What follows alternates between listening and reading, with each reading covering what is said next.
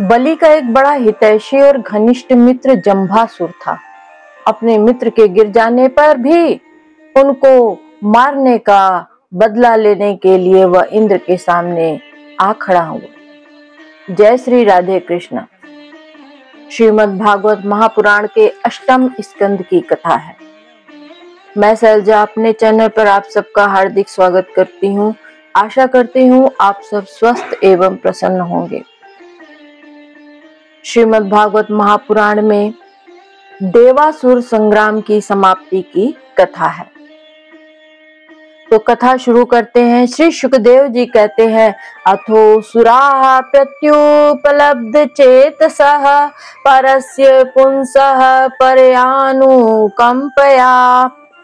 परीक्षित, परम पुरुष भगवान की अहेतु की कृपा से देवताओं की घबराहट जाती रही। उनमें नवीन उत्साह का संचार हो गया। पहले इंद्र, वायु आदि देवगण रणभूमि में जिन जिन दैत्यों से आहत हुए थे, उन्हीं के ऊपर अब वे पूरी शक्ति से प्रहार करने लगे। परम ऐश्वर्यशाली इंद्र ने बलि से लड़ते लड़ते उन पर क्रोध करके वज्र उठाया। तब सारी प्रजा में हाहाकार मच गया। बलि अस्त्र शस्त्र से सुसज्जित होकर बड़े उत्साह से युद्ध भूमि में बड़ी निर्भयता से डटकर विचर रहे थे। उनको अपने सामने ही देखकर हाथ में वज्र लिए हुए इंद्र ने उनका तिरस्कार करके कहा, मूर्ख, जैसे नट बच्चों की आंखें बांधकर अपने जादू से उनका धन ऐंठ लेता है, वैसे ही तू माया की चालों से हम पर विजय प्राप्त करना चाहता है। तुझे पता नहीं कि हम लोग माया के स्वामी हैं, वह हमारा कुछ नहीं बिगाड़ सकती। जो मूर्ख माया के द्वारा स्वर्ग पर अधिकार करना चाहते हैं और उसको लांग कर ऊपर के लोकों में भी धाक जमाना चाहते हैं, उन लुटेरे मूर्खों को मैं उनके पहले स्थान से भी नीचे पटक देता हूं। ना समझ, तूने माया की बड़ी बड़ी चालें चली हैं। देख, आज मैं अपने 100 धार वाले वज्र से तेरा सिर धड़ से अलग किए देता हूं। तू अपने भाई बंधुओं के साथ जो कुछ कर सकता हो कर के देख ले। बलि ने कहा, इंद्र, जो लोग काल शक्ति की प्रेरणा से अपने कर्म के अनुसार युद्ध करते हैं, उन्हें जीत या हार, यश या अपयश अथवा मृत्यु मिलती ही है।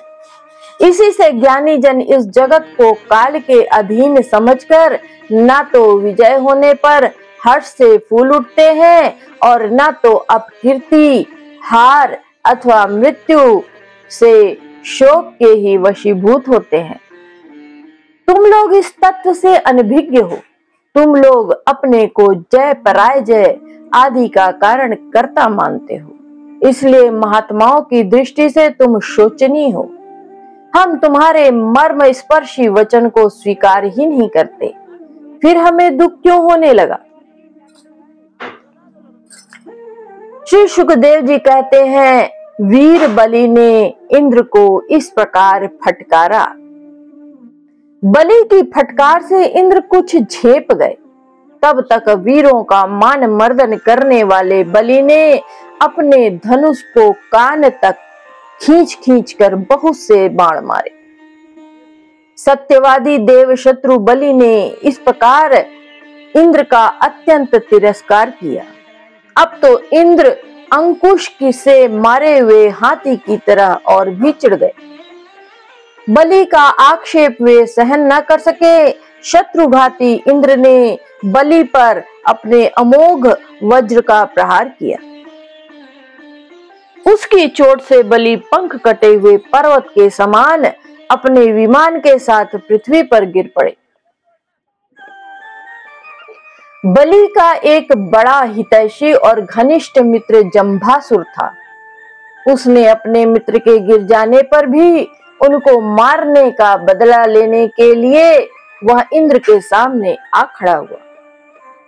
सिंह पर चढ़कर वह इंद्र के पास पहुंच गया और बड़े वेग से अपनी गदा उठाकर उनके जत्रु स्थान हंसली पर प्रहार किया। साथ ही उस महाबली ने ऐरावत पर भी एक गदा जमाई। गदा की चोट से ऐरावत को बहुत बड़ी पीड़ा हुई। उसने व्याकुलता से घुटने टेक दिए और फिर मूर्छित हो गया।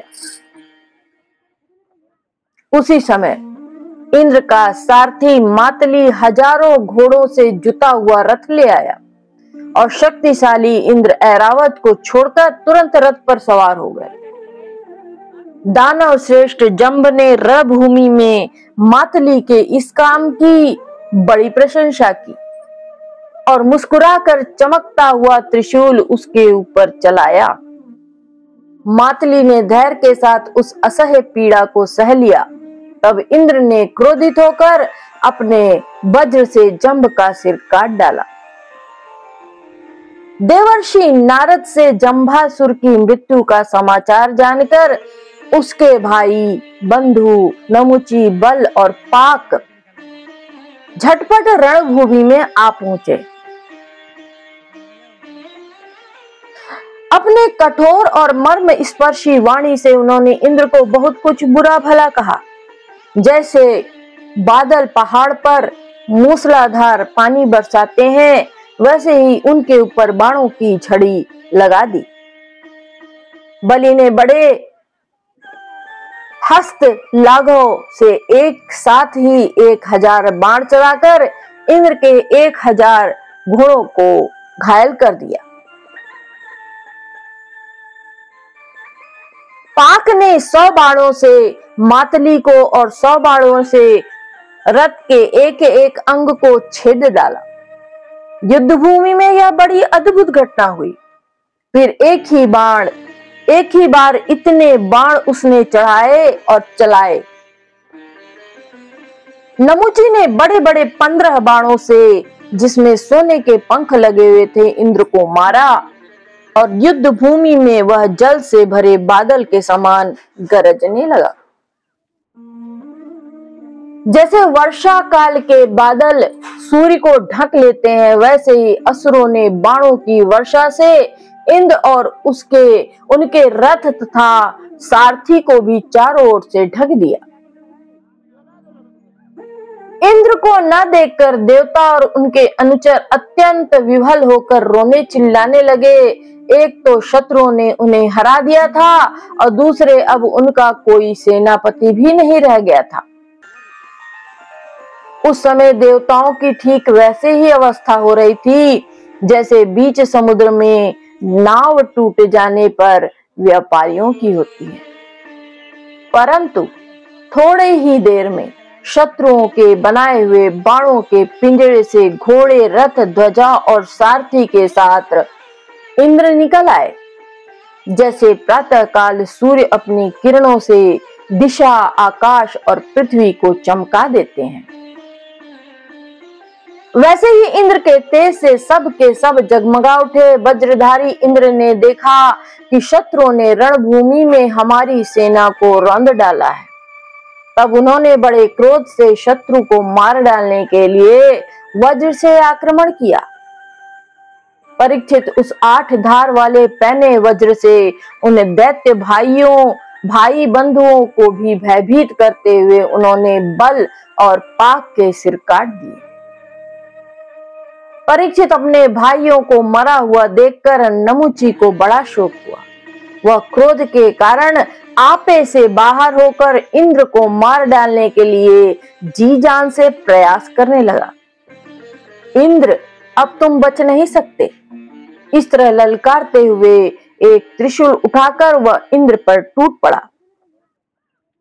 वह त्रिशूल फौलाद का बना हुआ था, सोने के आभूषणों से विभूषित था और उसमें घंटे लगे हुए थे।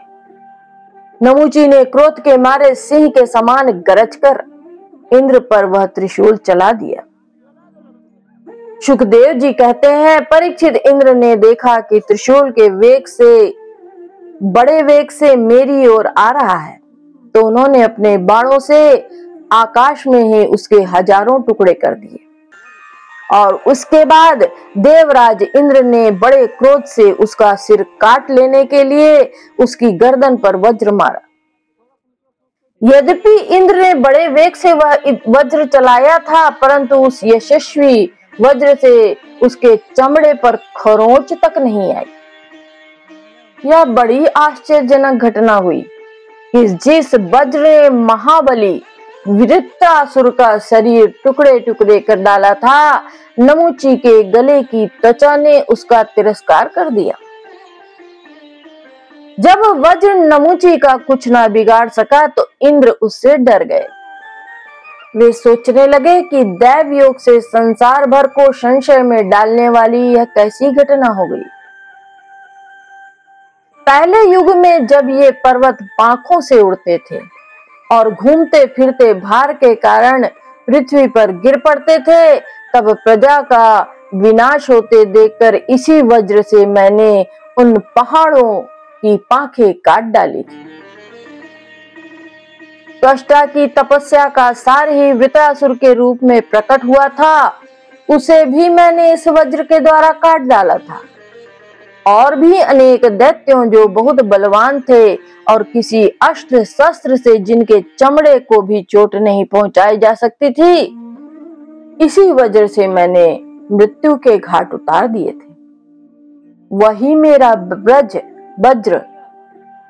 मेरा वज्र मेरे प्रहार करने पर भी इस तुच्छ असुर को न मार सका। अतः अब मैं इसे अंगीकार नहीं कर सकता। यह ब्रह्म तेज से बना है तो क्या हुआ, अब तो यह निकम्मा हो चुका है। इस प्रकार इंद्र विषाद करने लगे। उसी समय यह आकाशवाणी हुई, यह दानव न तो सूखी वस्तु से मर सकता है न गीली से। इसे मैं वर दे चुका हूं, सूखी या गीली वस्तु से तुम्हारी मृत्यु न होगी। इसलिए इंद्र, इस शत्रु को मारने के लिए अब तुम कोई दूसरा उपाय सोचो। उस आकाशवाणी को सुनकर देवराज इंद्र बड़ी एकाग्रता से विचार करने लगे। सोचते सोचते उन्हें सूझ गया कि समुद्र का फेन तो सूखा भी है और गीला भी, इसलिए ना उसे सूखा कह सकते हैं ना गीला। अतः इंद्र ने उस न सूखे न गीले समुद्र फेन से नमुची का सिर काट डाला। उस समय बड़े बड़े ऋषि मुनि भगवान इंद्र पर पुष्पों की वर्षा और उनकी स्तुति करने लगे। गंधर्व शिरोमणि विश्वास वसु तथा परावसु गान करने लगे। देवताओं की दुदुम्बियां बजने लगी और नर्तकियां आनंद से नाचने लगी। इसी प्रकार वायु, अग्नि, वरुण आदि देवताओं ने भी अपने अस्त्र शस्त्रों से विपक्षियों को वैसे ही मार गिराया जैसे सिंह हरिणों को मार डालते हैं। शुकदेव जी कहते हैं, परीक्षित, इधर ब्रह्मा जी ने देखा कि दानवों का तो सर्वथा नाश हुआ जा रहा है। तब उन्होंने देवर्षि नारद को देवताओं के पास भेजा और नारद जी ने वहां जाकर देवताओं को लड़ने से रोक दिया। नारद जी ने कहा, देवताओं, भगवान की भुजाओं की छत्र छाया में रहकर आप लोगों ने अमृत प्राप्त कर लिया है और लक्ष्मी जी भी अपनी कृपा कोर से आपकी अभिवृद्धि की है। लक्ष्मी जी ने भी अपनी कृपा कोर से आपकी अभिवृद्धि की है, इसलिए आप लोग अब लड़ाई बंद कर दें। श्री सुखदेव जी कहते हैं, देवताओं ने देवर्षि नारद की बात मानकर अपने क्रोध के वेग को शांत कर लिया। फिर वे सब के सब अपने लोक स्वर्ग को चले गए। उस समय देवताओं के अनुचर उनके यश का गान कर रहे थे।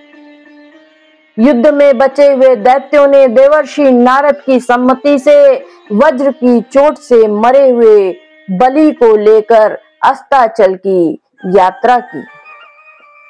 वहां शुक्राचार्य ने अपनी संजीवनी विद्या से उन असुरों को जीवित कर दिया जिनके गर्दन आदि अंग कटे नहीं थे, बच रहे थे। शुक्राचार्य का स्पर्श करते ही बलि की इंद्रियों में वह चेतना और मन में स्मरण शक्ति आ गई। बलि यह बात समझते थे कि संसार में जीवन मृत्यु जय पराजय आदि उलटफेर होते ही रहते हैं, इसलिए पराजित होने पर भी उन्हें किसी प्रकार का खेद नहीं हुआ।